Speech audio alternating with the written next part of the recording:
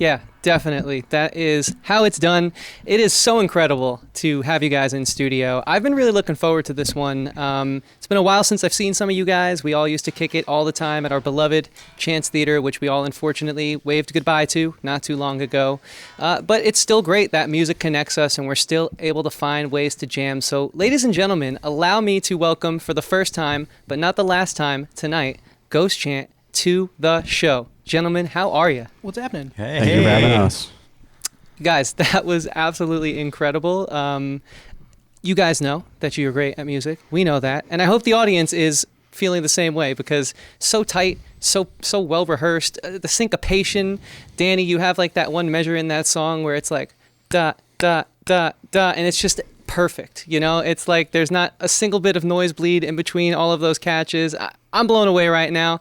I know everyone's feeling the same way at home, and thank you all so much for tuning in. We have so many people watching live with us. It's going to be a great night. So, Ghost Chant, amazing band, amazing people. For those of our band show audience members who may be meeting you for the first time, which if you are, thank you for coming back. We appreciate you tuning in every month. Where can they get started with you? What is the history here? Can you kind of take us from the beginning of your story and work us up to where we are right now?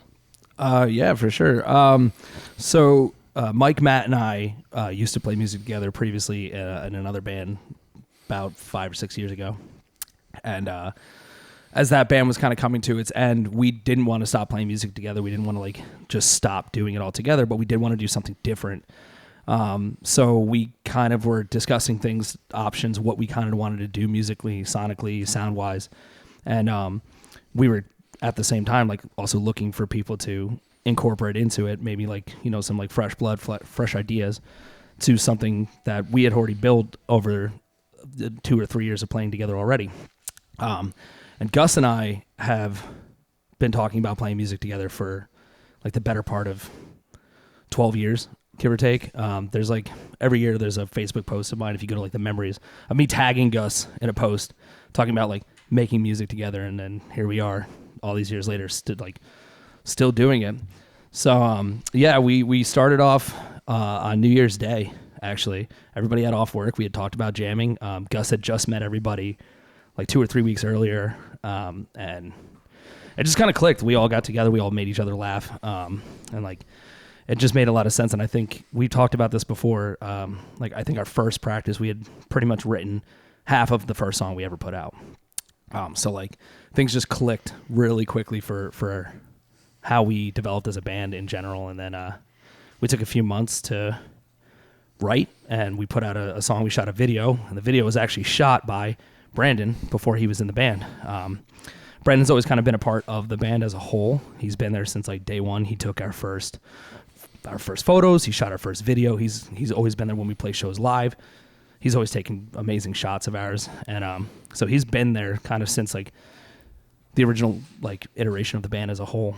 And so you know, fast forward a couple months, a couple years, and our previous bassist Luke had decided to step away to focus on other things in life, you know, and we went for a little while without bass, you know, live and things like that. And it just kind of clicked one day to be like, yo, Brandon, like, got any interest in playing with us? You've been around for so long. You know our stuff. You know us and the vibe we put out. And it just made so much sense. And, you know, he was super awesome and gracious enough to be like, yeah, I want to do this. I want to be a part of this. I like what you do. I've always liked it. I've always been a part of it. So from that point forward, Brandon's going on almost 2 years now. Yeah.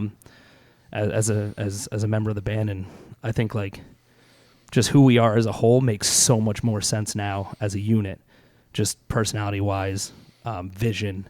Like it's just kind of, this couldn't be any other way than the five of us as we are.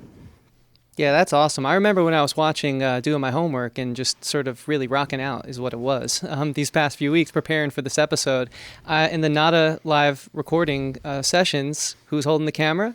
Ricky Martin and Brandon. And so then I was like full circle, right? And so Brandon, why don't you tell me a little bit about what that's been like for you, you know? It's been great. I mean, you know, for me, being a fan first and kind of like being a part of it was really cool. So, while on the outside, like a lot of these songs have kind of been there, and been there for me through hard times. So while I wasn't there for the writing process, for me, it still means a lot to be part of these songs and kind of get to channel the energy that I felt for these songs and this music, and kind of feel it and get to kind of like expel that energy on stage.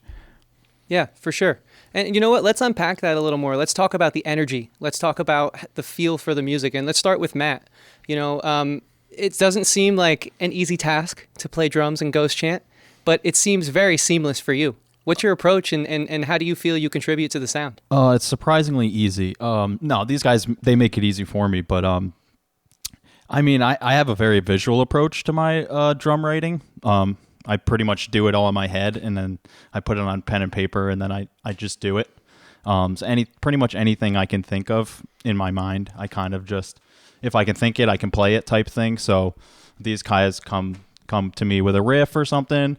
Like as soon as I hear it, I've already it's already in the works. Like I've got stuff in my head that I'm already hearing. I'm like, all right, I'm gonna do this with this. I'm gonna do this here, and yeah, it's really just a process of a lot of visualization and moving things around in my head, and then actually doing it and executing. Yeah, for sure, and it's executed masterfully. Oh, thank you. Say. Yeah, thank man. you. I've always been Definitely a fan of your drumming since the early days. Since when I first played shows with you guys way back when we'd go up to Albany at Bogies or something, and I try not to get punched in the nose so I didn't get yelled at by my mom the next morning. You know, I've always playing shows with you been enamored by what you bring to the table. But you have two amazing guitar players as well. True. Who add a lot to this amazing lineup. And I say that because at times it's so subtle, but if you take that lead out, right, or if you take that pattern out, it's a unit and it's all working together in such a perfect way. So Mike and Gus, why don't you guys sort of talk to me? Let's start with Mike and then we'll build up to the leads with Gus, like your approach to contributing to the sound and the songwriting process. Gus and I have like drastically different writing processes. I'm like the most caveman old school style. Like I just record something on my phone, kind of have the rhythms mapped out, the structure a little bit, and then like classic old school just kind of jam with Matt and then kind of bring it to the band. And I don't know, I don't really have like much of a process. It's just I just kind of let the guitar do its thing. I don't think about it. I just kind of let the music come out of me. I can't like explain it really. It's just kind of songs just kind of happen, and if they don't happen, I put the guitar down and we'll pick it up the next day. I don't know. It's just I'm just getting my emotions out, and if they're not there that day, they're not there that day, but they'll probably be there the next day. But I don't want to speak too much on Gus's writing process, but he could take it away. Yeah, it's usually I like to write songs to completion when I can. Sometimes it'll just be like a 30-second clip, but I like to hear it how it is in my brain in a complete form. So I'll go kind of above and beyond and add a bunch of different production elements and stuff. So that way, when I present it to the guys, it's like, hey, here's a finished song. And then we will take it, pick it apart, rearrange it. And that's usually how, on my end, some of the songs take shape. I like to have kind of a full-fledged idea. And honestly, it's a lot of flow state. I'll sit down and try to write. Nothing will come out. And then a lot of the demos are named like late for work because literally 7 o'clock in the morning, an idea strikes and I sit in front of my computer and try to work it out. And all of a sudden I have the first half of a song, and then I can come home and finish it after, kind of listening to the demo a little bit throughout the day. So, but thankfully I'm in a band with a bunch of extremely talented musicians. So I know that if I write something, these guys are going to have no problem taking that and translating it live, especially, Matt, he is such a tight drummer that I can program anything. And I know that he'll be able to take it, make it his own, but absolutely slay whatever I write. So, yeah, being with a group of talented musicians makes my job writing songs so much easier because there's no guessing as to if we can do this. It's just, we're going to do this. So, I feel like too many compliments have gone my way, and I need to send one back Gus's way, because Gus is like one of the most proficient musicians I've like ever had the pleasure to play with, like in all facets of music. Like he can play piano, he can sing, he can play guitar. I'm pretty sure like if I couldn't do it, he could play drums. Like I've never seen it, but I feel like he can probably still somehow do it. And all the other, this is like the greatest group of guys, like most proficient musicians I've ever played with across the board. So I'm super happy to be doing it. Yeah, hell yeah. No, I totally sense that and pick up on that energy and that vibe. Speaking of vibes, guys, we have a killer vibe in the chat right now. Thank you all so much for tuning in and watching our band show. It's a lot of work, but it always is so much fun, and it's great that we can share this with you month in and month out. So if you like what we do here, every month we bring a band, just like Ghost Chant, into our studio. We broadcast them live on the internet. All we ask in return is that maybe you guys subscribe, hit the like button, and share this video with a friend. It will help the show, but most importantly, it'll help the band.